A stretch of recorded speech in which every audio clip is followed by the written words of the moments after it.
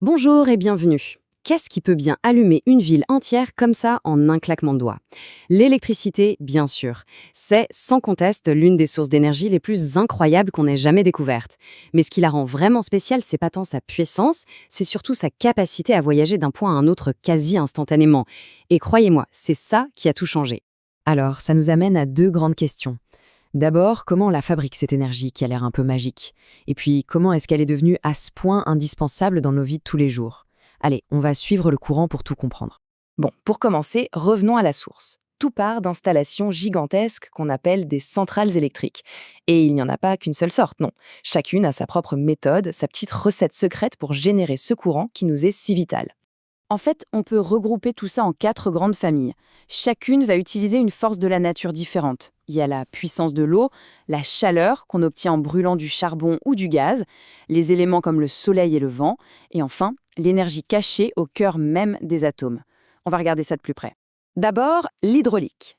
C'est assez simple à imaginer, on a un immense barrage qui retient une quantité phénoménale d'eau. Quand on la relâche, sa force fait tourner des turbines géantes et hop, ça crée de l'électricité. C'est la puissance brute de la nature, mais maîtrisée. Ensuite, on a les centrales thermiques. On peut dire que ce sont un peu les moteurs de la révolution industrielle. Ici, le principe, c'est de brûler quelque chose, du charbon, du gaz, du pétrole, pour créer une chaleur intense.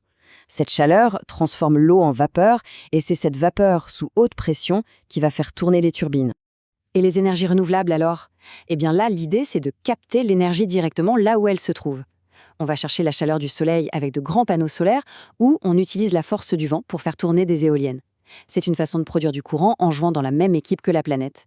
Et pour finir, le nucléaire. Là, on change complètement d'échelle, on entre dans le monde de l'infiniment petit. En fait, en cassant des atomes, on libère une quantité de chaleur absolument colossale. Et cette chaleur, comme pour une centrale thermique, va servir à produire de la vapeur pour entraîner les turbines. Ok, maintenant qu'on sait d'où vient l'électricité, il est temps de voir où elle va. C'est la deuxième partie de notre petit voyage. Comment ce courant s'est-il glissé dans les moindres recoins de notre quotidien, depuis la centrale jusqu'à la prise murale? Il suffit de regarder autour de soi. L'électricité est absolument partout.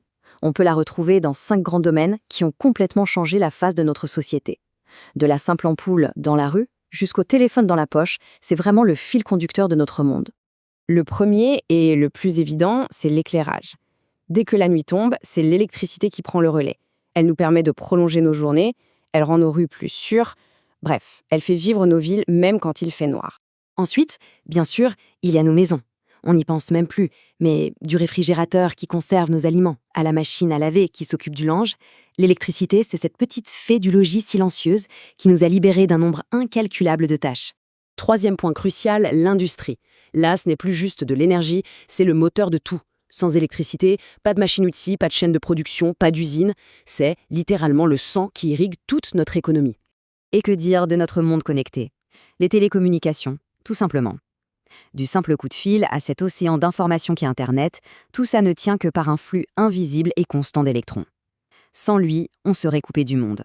Et enfin, nos transports. De plus en plus, c'est l'électricité qui nous fait bouger. On le voit avec les trains, les bus et évidemment avec la vague des voitures électriques qui est en train de déferler. L'électricité est en train de redéfinir notre façon même de nous déplacer. Alors au final, que retenir de tout ça? S'il y a bien une chose à comprendre, c'est que notre monde moderne est littéralement tissé de fils électriques. C'est une force qu'on ne voit pas, mais qui soutient absolument tout ce qu'on fait. L'électricité, c'est vraiment l'une des découvertes les plus dingues de l'histoire de l'humanité. Ce n'est pas juste un confort ou un gadget. Non, c'est la force qui a littéralement sculpté la civilisation dans laquelle on vit aujourd'hui. Et son histoire est encore loin, très loin d'être terminée. Et ça nous amène à la grande question pour l'avenir. Puisqu'on est à ce point dépendant de cette énergie invisible, comment va-t-on faire pour l'alimenter demain? Et surtout, comment le faire de manière durable? C'est sans doute le plus grand défi de notre époque. La suite de l'histoire, c'est à nous de l'écrire.